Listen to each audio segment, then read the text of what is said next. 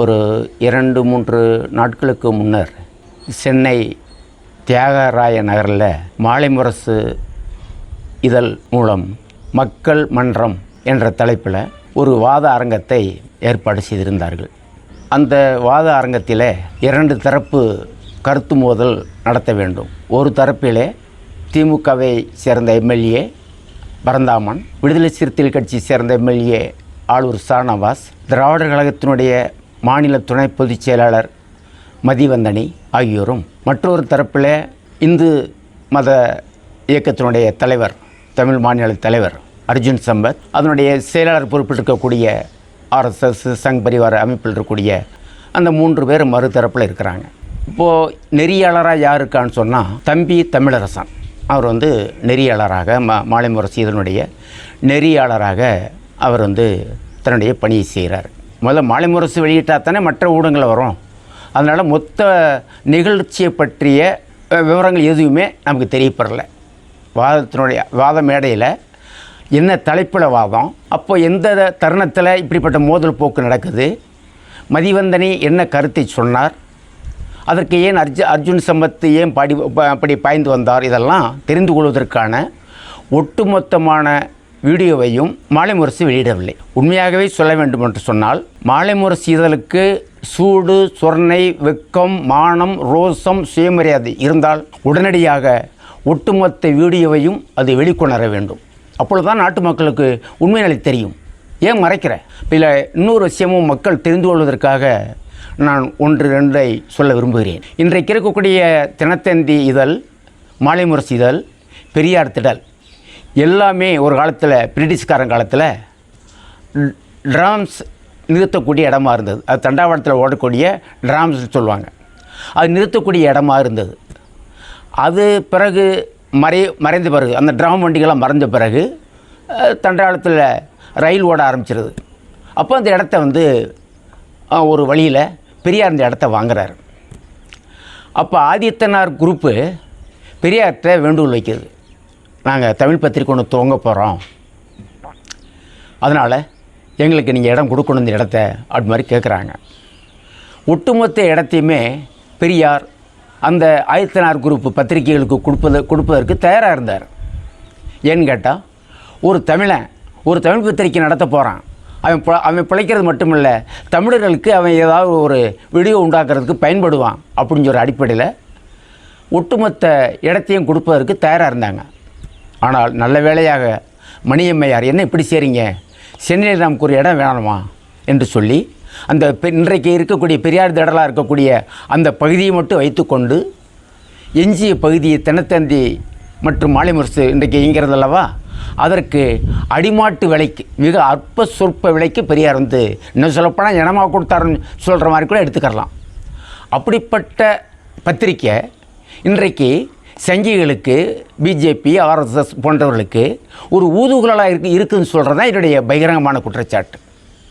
அப்போது நீ அங்கே அந்த வாத மேடையை ஆரம்பிக்கிற, வாத மேடையை ஆரம்பிக்கும் பொழுது அதில் நெறியாளர் யார்? தம்பி தமிழரசன். அவன் பாஞ்சு வரான்ல, உன்னால் அதை கட்டுப்படுத்த முடியுதா?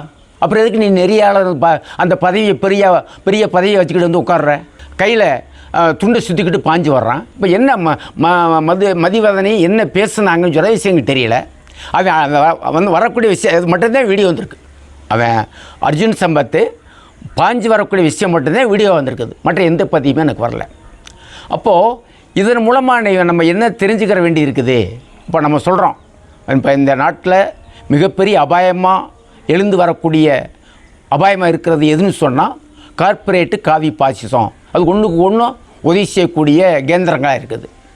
அப்போது இந்த காவிகளுக்கு துணை செய்கிறது கார்ப்பரேட்டுக்கு துணை செய்கிறது இந்த காவிகள். அப்படிப்பட்ட தன்மையில் இப்போ அர்ஜுன் சம்பத் அப்படி ஏன் பாஞ்சு வரேன்னு சொன்னால், ஒன்றியத்தில் நம்முடைய ஆட்சி, நாங்கள் ஒன்றும் சாதாரண ஆட்கள் இல்லை, நாங்கள் எதையுமே எதிர்கொள்வோம். பார்த்தீங்களா, மதிவதிலையுமே நாங்கள் ஆட்டக்கான வச்சுட்டோம், ஒடிக்கிட்டோம், வாய் மூட வச்சுட்டோம் அப்படின்னு சொல்லக்கூடிய ஒரு பிம்பத்தை உருவாக்கணும்னு சொல்லக்கூடிய ஒரு கோழைத்தனமான முட்டாள்தனமான கருத்துக்களை அவன் அவனுடைய செய்கைகள் மூலமாக அவன் காமிக்கிறான். சரி, மதிவதனி ஒரு கருத்தை பேசியிருப்பார்கள் என்று வைத்துக்கொள்வோம். உண்மையாகவே உனக்கு தெம்பு இருந்தால், திராணி இருந்தால், அறிவு இருந்தால் நீ என்ன செஞ்சிருக்கணும்? கருத்துக்கு கருத்து மோத வேண்டும். அப்படிப்பட்ட துணிச்சல் உனக்கு இருந்ததா? துளி அளவு கூட இல்லை. ஏன்னா நீங்கள் சங்கிகளுடைய வாதங்கள் எல்லா இடத்துலையும் பாருங்களேன். ஏற்கனவே சுந்தரவள்ளிக்கிட்ட நீ இப்படித்தான் அடிபட்ட. நீ ஏற்கனவே கருநாகராஜ் அப்படி அடிபட்டிருக்காப்புல. இதே அர்ஜுன் சம்பத் வந்து சில விஷயத்தில் பேசிட்டு பகிரங்க மன்னிப்பு கேட்டு கோர்ட்டில் மன்னிப்பு கேட்டு 4000 ரூபா தண்டம் கட்டியிருக்கிற. அப்போ பல்வேறு வகையான உங்களுடைய சேட்டைகள் பூராமே பொதுவாக இந்த ஆர்எஸ்எஸ், பிஜேபி, காவி கூட்டத்தில் இருக்கிறவங்க பூரா கொலைகாரங்க, கொள்ளைக்காரங்க, திருடங்க, பாலியல் குற்றவாளிகள், இப்படி ஊழல் பெருவழிகள், இவங்க தான் இன்றைக்கி அடர்த்தி அதில் வந்து இருக்காங்க. இப்போ நீங்கள் கூட தமிழிசை சவுந்தரராஜன் தென் சென்னை மாவட்டத்தில் இது தொகுதியில் நாடாளுமன்ற தேர்தலில் நின்று தோற்ற பிறகு அந்த அம்மா சொன்னாங்க, நான் இருக்க வரையிலும் அமைப்பை ஒரு கட்டுக்கோப்பாக வச்சுருந்தேன், இப்போ அமைப்பில் புகக்கூடாத ஆட்கள்லாம் பூந்துட்டாங்க அப்படின்னு சொல்லி ஒப்புதல் வாக்குமூலே கொடுத்தாங்க. இப்போ நான் சொல்கிறது என்னுடைய விருப்பத்தின் அடிப்படையில் சொல்லலை, உன் கட்சிக்கார பழைய 2 மாநிலத்தினுடைய ஆளுநராக இருந்த தமிழிசை சவுந்தரராஜனே கொடுத்த வாக்குமூலம் அது. அப்போ அப்படிப்பட்ட கண்ணோட்டத்தில் உன்னுடைய இயக்கம் இருக்குது. அப்போ நீ என்ன செய்கிற அர்ஜுன் சம்பத்? கருத்துக்கு கருத்து மோதக்கூடிய அளவுக்கு உன்னோட சரக்கு இல்லை. அந்த சரக்கு இல்லாதனால நீ என்ன பண்ணுற? நீ உடனடியாக பாஞ்சுக்கிட்டு அடிக்க ஓடுற. அதில் எனக்கு மிகப்பெரிய மகிழ்ச்சி எனக்கு என்னென்னு கேட்டால், நீ அப்படி பயந்து வர நேரத்திலோட புன்சிரிப்போட அந்த திராவிடர் கழகத்தினுடைய மாநில துணை பொதுச் செயலர், எனக்கு மகள் வயது இருக்கும், எனக்கு 75 வயசு ஆகுது, அந்த பெண்மணிக்கு 30 வயசுக்கு உள்ளே தான் இருக்கும், ஒரு வழக்கறிஞர் நிமிர்ந்த நடையோட நின்றுக்கிட்டு ஒரு மலை போல் நின்று வந்து பார்வையிடான்னு சொல்கிற மாதிரிக்கு அப்படி அந்த பார்வையிலே காமிக்குது. நீ வாடா பார்ப்போன்னு சொல்லக்கூடிய அளவுக்கு அவங்க நின்றாங்க இல்லையா? அது வெகுவாக தமிழ் மக்களால் பாராட்டப்படக்கூடிய ஒரு அம்சமும் நான் பார்க்குறேங்க. நான் மதிவதனைக்கு எனது இதயபூர்வமான பாராட்டுதல்களை பதிவு செய்கிறேன். குறிப்பாக மக்கள் அதிகாரத்தின் சார்பாகவும் இதை பதிவு செய்ய கடமைப்பட்டிருக்கிறேன். இந்த அர்ஜுன் சம்பத் மீது மேற்கொள்ளப்பட வேண்டிய நடவடிக்கையாக அரசு என்ன செய்ய வேண்டும்? அதுதான் இப்போ என்னுடைய பிரதான கேள்வி. அந்த நிகழ்ச்சியை பார்த்த மாத்திரத்திலேயே அவர் கைது செய்யப்பட்டிருக்க வேண்டும். ஒரு காவல்துறை இன்ஸ்பெக்டர், ஒரு பெண் இன்ஸ்பெக்டர் மதிவதனை அருகில் வந்து காதில் கிசுக்கிறாங்களே ஒழிய அந்த ஆள்கிட்ட நெருங்கவே இல்லை, அர்ஜுன் சம்பத்தை நெருங்கவே இல்லை. இந்த அர்ஜுன் சம்பத்தை ஏற்கனவே கோவை மதக்கலவரத்தில் தூண்டிவிடல முதன்மையான ஆளாகவும் 19 நபர்கள் கொலை செய்யப்படுவதற்கு காரணமாக இருந்த ஒரு பெருங்குற்றவாளி.